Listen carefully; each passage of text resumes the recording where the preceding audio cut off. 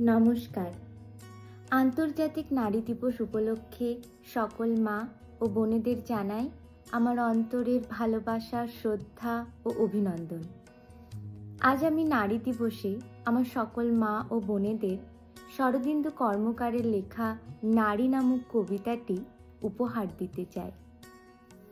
নারী।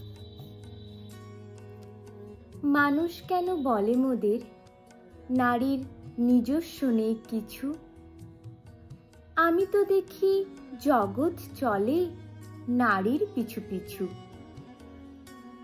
বাপের ঘরে লক্ষ্মী আমি, স্বামীর ঘরে অন্নপূর্ণা, ছেলের ঘরের জননী আমি। আমি ছাড়া জগৎ অসম্পূর্ণা। আমার থেকে আপন করতে কেউ কি আর পারে?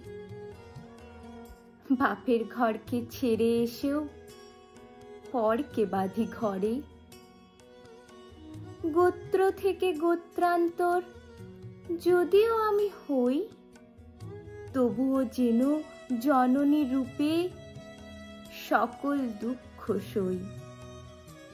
ভারত মাতা সেও তো নারী, নারী জগৎ ধাত্রী। নারী হলো এ জগতে সবার জন্মদাত্রী। পুরুষতান্ত্রিক সমাজ তাই পুরুষকে বড় করে।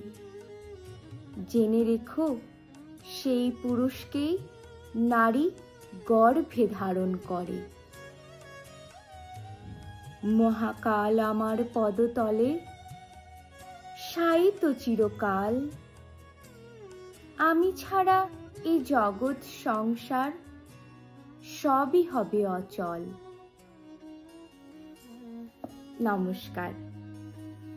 কেমন লাগলো কবিতাটি অবশ্যই কমেন্ট করে জানাবেন।